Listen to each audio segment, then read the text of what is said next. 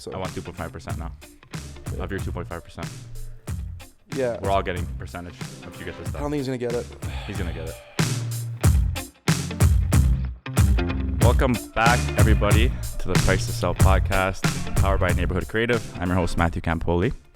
And today we have another female powerhouse in the real estate industry. She goes by the name of Dayle Carmody. Welcome. Thank you. Thank you for coming.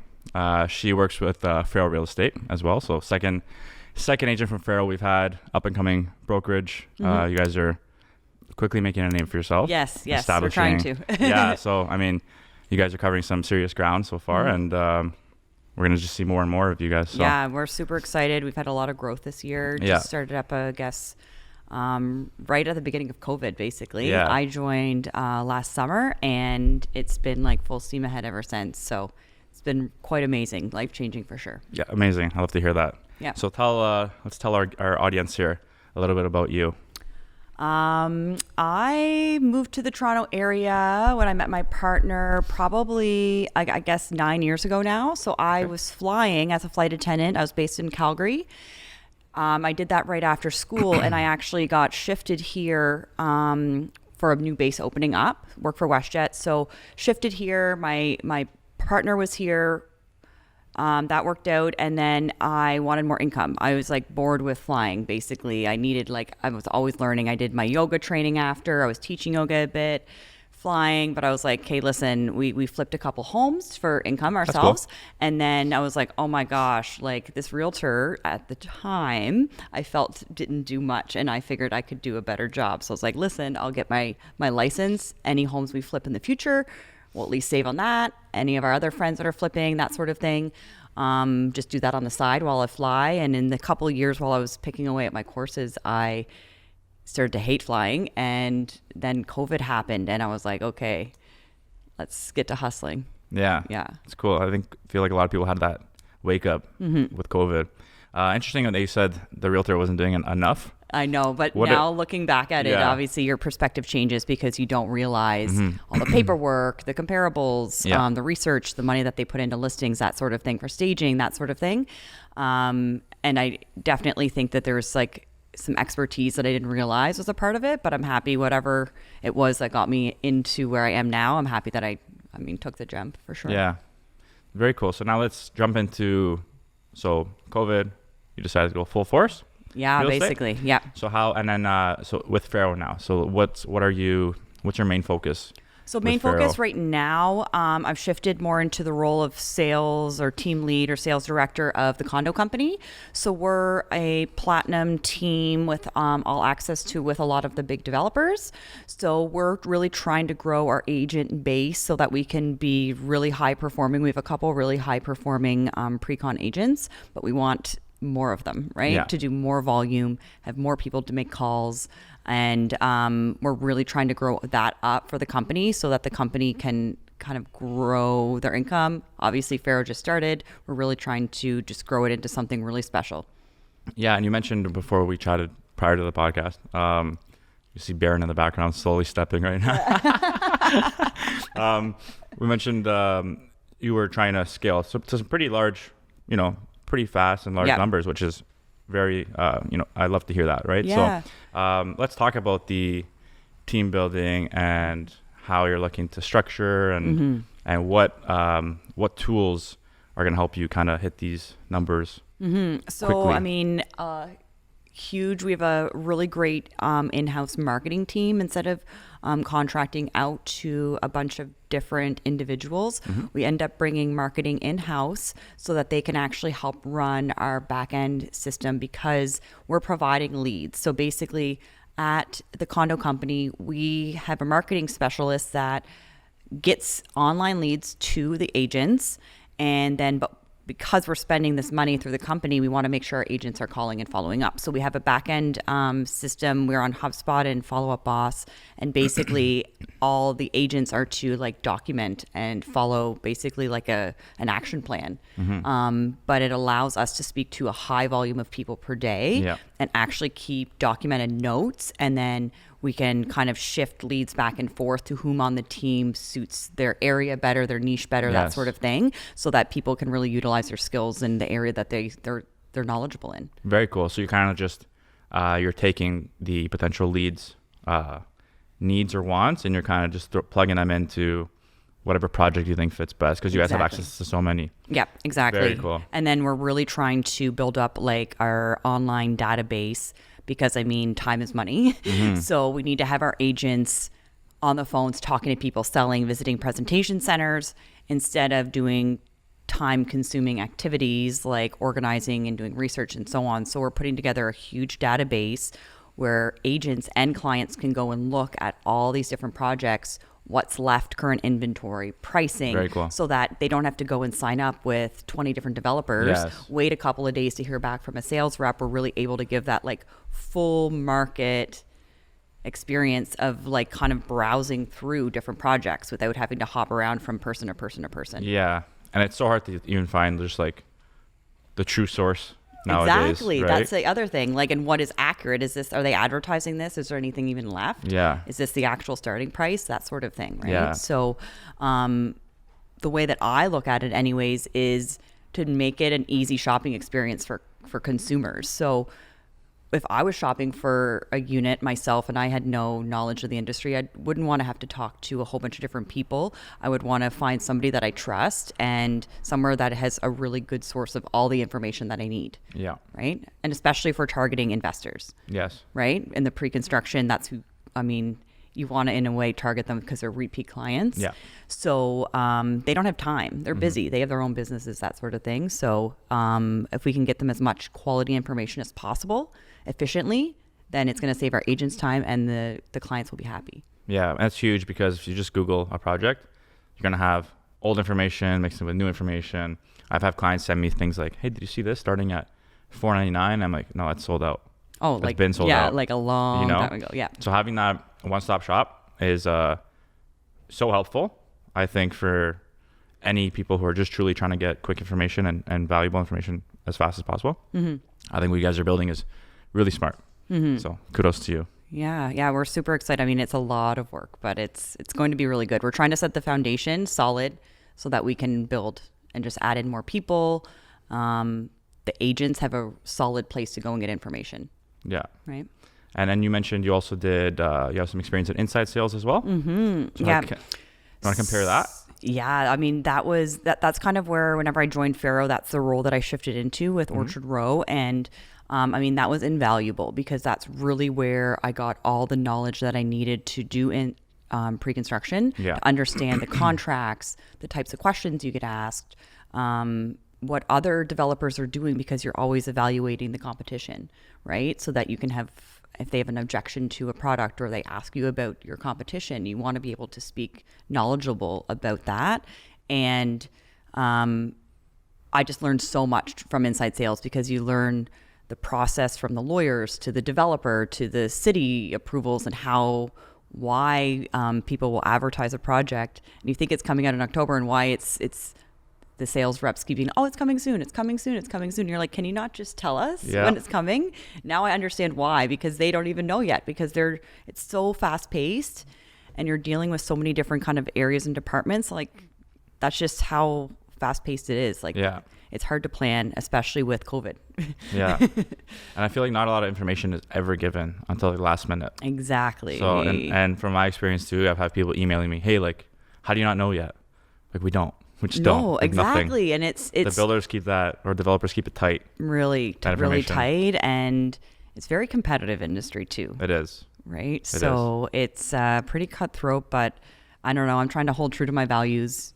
Just be like open and honest and caring and like whatever. Hopefully good things will come, versus trying to steal someone's deal or this or that, or just be malicious, because I don't know. I think that everybody can be kind and nice and work hard, and there's enough to go around. There's a lot to go around. Well, you guys built a pretty attractive brand through Ferrow and like all your different sub brands too. We've had Nav on before. Yeah, he's awesome. But let's get into Ferrow a bit too, because in case someone missed Nav's episode, I think it's definitely a brokerage worth talking about, and you guys are doing a lot of things, and it's super intriguing. So let's talk about Ferrow a little bit. So Ferrow, we have about 20 agents, I would say, right now, but we have almost more admin and people from marketing departments to inside sales with Orchard Row. So basically, the quick kind of summary is Ferrow's at the top is a parent company, or Ferrow Property Group.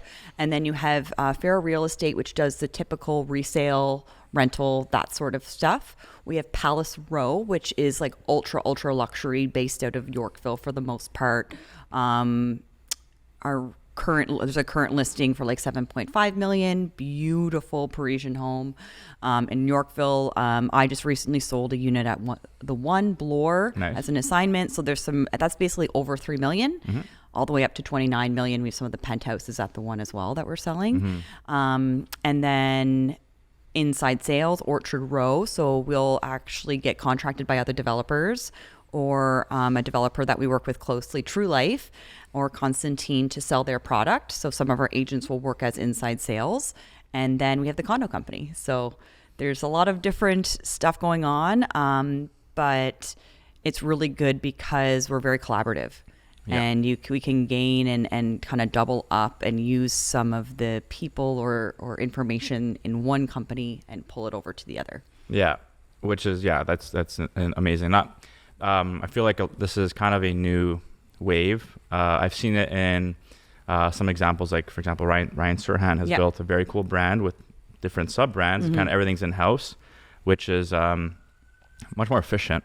Like you said, instead of outsourcing and continuously outsourcing. You can outsource you can go dry really quick by outsourcing. And when that communication is kind of just broken up through different companies, I don't feel like you get that result you want, So to have everyone in-house, everyone knows each other, I think it's super smart. I think it's genius. I think the way that they set it up, and I mean, we're also like collaborative and we're constantly adjusting, right? Yes. We're constantly meeting and we're constantly, okay, this works, this doesn't work, and then we're constantly changing to adapt to like the needs of the different businesses. Right?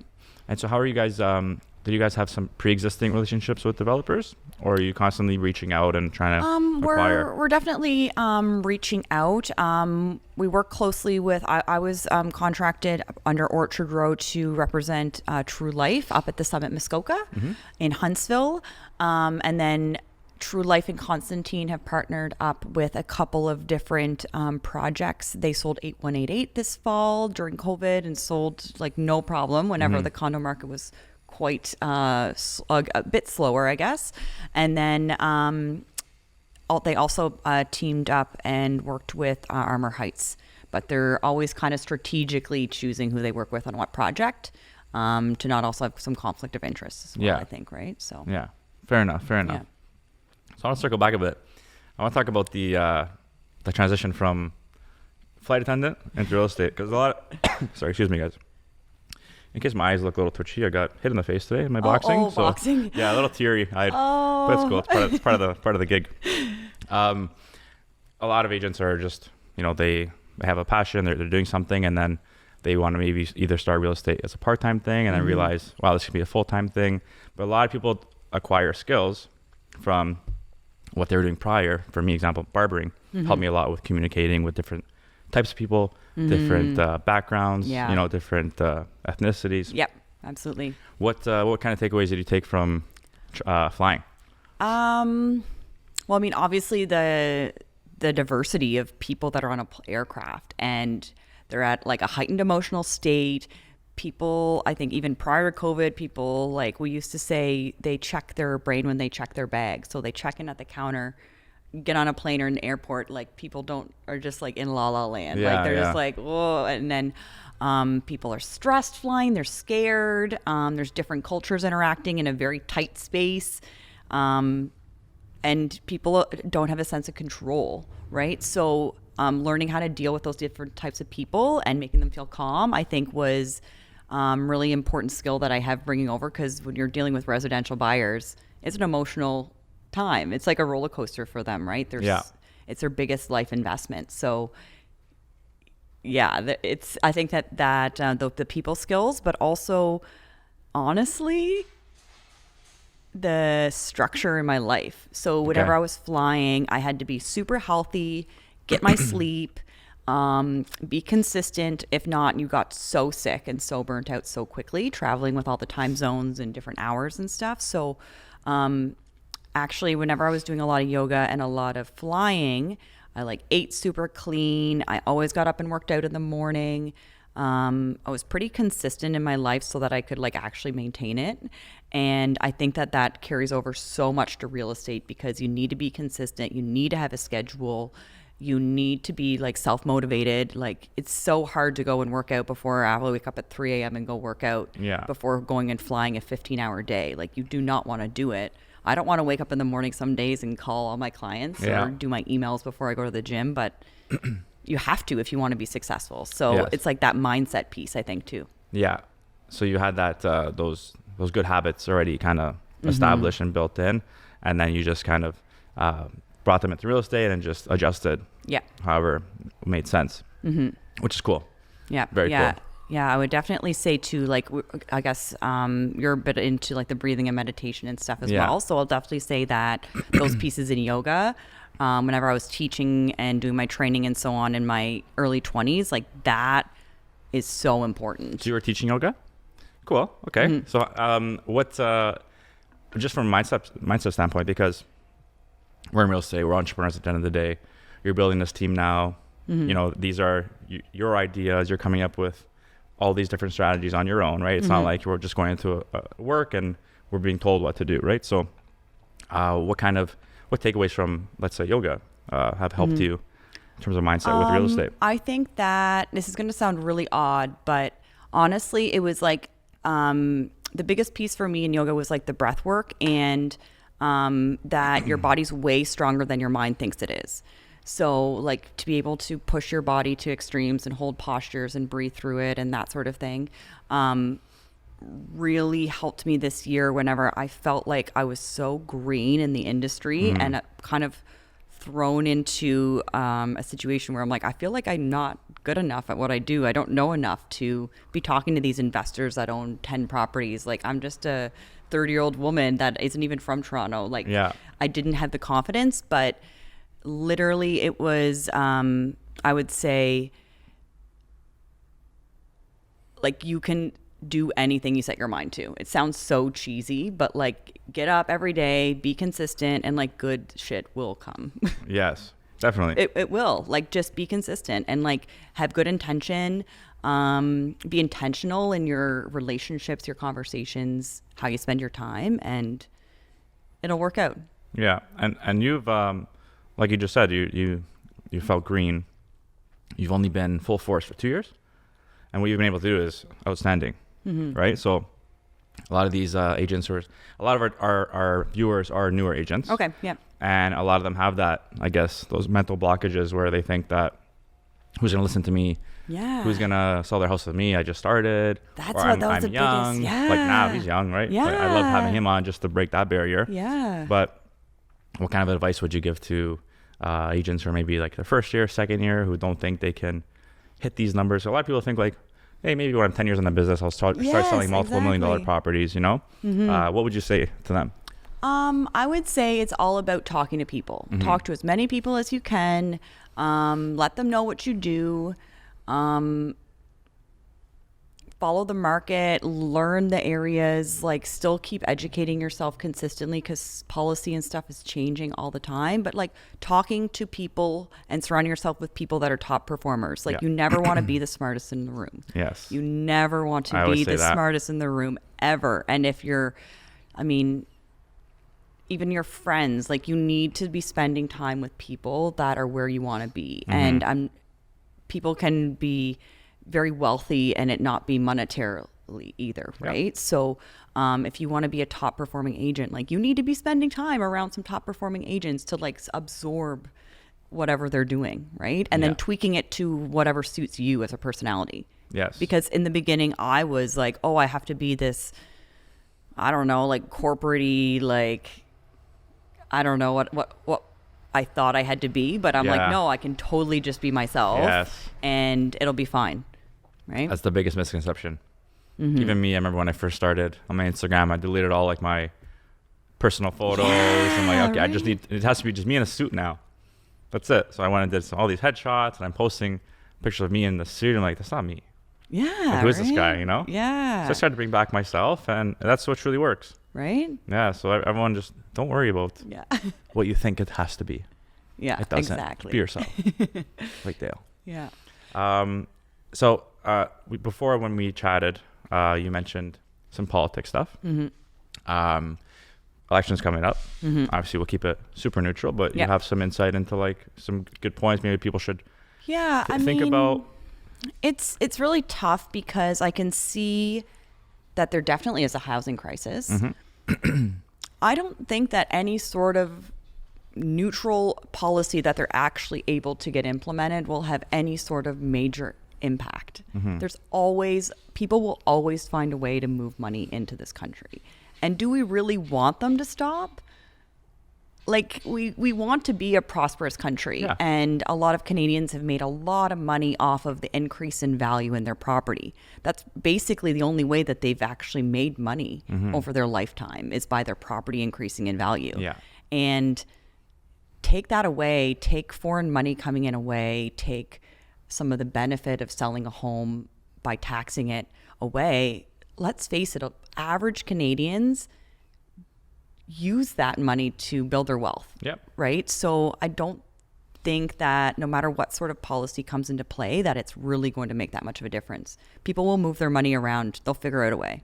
Yeah. Let's face it. People with a lot of money will figure out a way around the policy. So it's a touchy subject, but I mean, I think there can be solutions, but it's like multi-level government, and Yeah. it needs to be like a real collaborative approach. So it'll be really interesting to see what happens over the next week and I even agree. next year. Yes.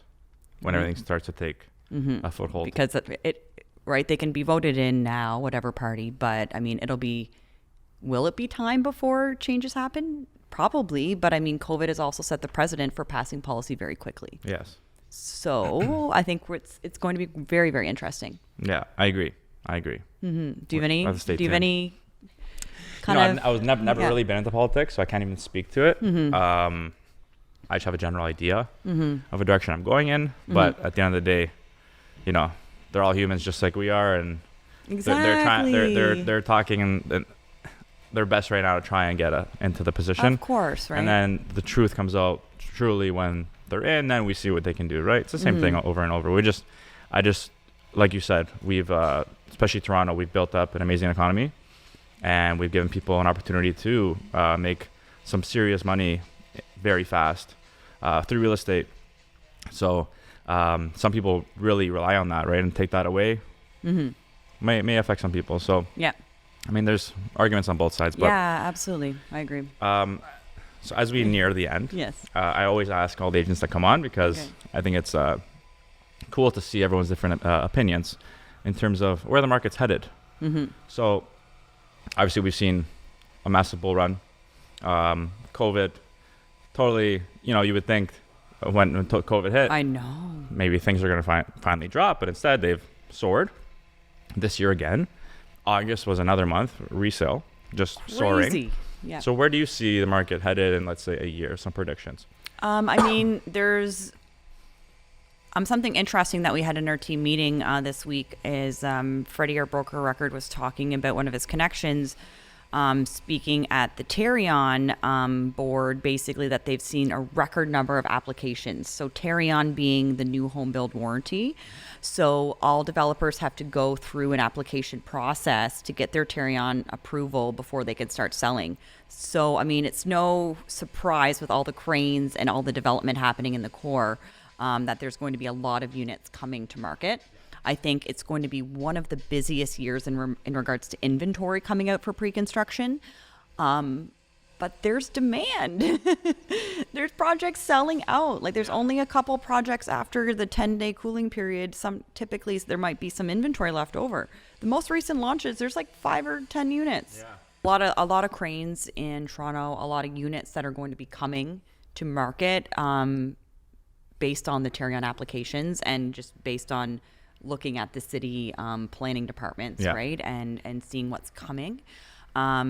So we're going to have a lot more inventory. Do I think that it's going to match the demand? Not necessarily. I don't think it is. I think that prices are still going to continue to go up. Any new construction is going to cost more to build. Like lumber prices have gone down, but steel and other building materials are still like crazy high to the point where developers are getting nervous. They're like, oh my gosh, like how can I lock in these prices and contracts before I even start selling? Because what if it goes up more? Like, can I finish my project?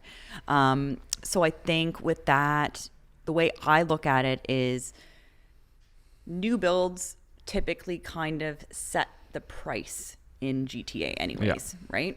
So the new builds coming to market are going to be much more than what resale is right now. So then that shifts more people into the resale market, making resale busy, and then it brings it back up to the pre-construction pricing, and then they just keep going up and up and up. Yeah. So if we look at cost of construction, prices are only going up. Yeah. And inflation. Exactly. So I think it's going to continue to be strong. Canada's economy is very strong and looks very promising to a lot of foreign investors. We'll see what happens with that and the foreign money coming in, but we have so much land and so much opportunity here. We look very promising to a lot of other countries in a lot of areas. And compared to global markets, we're still much cheaper. Exactly. Right? So there's room for growth. Perspective. Yeah. Agreed.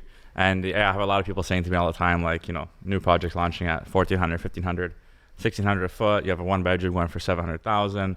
It's like, okay, but by the time this thing is built, will it be worth $1 million?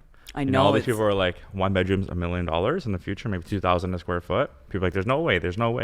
But we were saying that for 1,000 a square foot, right? So that was like the big, like, oh my gosh. Yeah. And then it's just hopped up so much. Yeah. So I think it's going to continue to go that way. And you can compare Toronto market to a lot of the other biggest and most prosperous markets in the world. Yeah, agreed. And like New York, for example. Yeah. Very similar. Yeah. Way more expensive. Yeah. They're still growing. Yeah. Right? Exactly. So I think guys just get in, Yeah. I Get think your foot it'll in the be market and watch it grow, and don't be too alarmed, but still invest and get some proper advice. I mean, there's opportunity, not to keep going, but there's opportunity in other provinces. Like I'm from the East Coast. I was just there a couple of days. You can buy acres or waterfront land for so cheap compared to here, right? Yeah. So there's opportunities around. You just have to find the right person to talk to. So let's stay on that. So any even just for me, a question for me, because I'm interested. What any provinces that would be worth looking into, or areas? I that maybe definitely think East Coast, Okay. like Prince Edward Island. They haven't had a ton of development for a long time, and you're seeing all the farmland being subdivided right now. And housing prices have gone up so much there as well. Wow. So I think that then anything new built is going to be this price. So then there's room for the resale to match it, right? Yeah. And you can still get like a waterfront piece of land for like under $100,000. Wow. Like it's crazy. And then also actually somewhere that I think is quite interesting is Medicine Hat, Alberta. Okay. Because it's the solar capital of the world. It has the most sunny days. So there's a ton of solar panels. So you'll see a lot of tech companies. When the marijuana industry opened, you saw a lot of grow ops or marijuana companies opening up there because the cost for electricity was so low.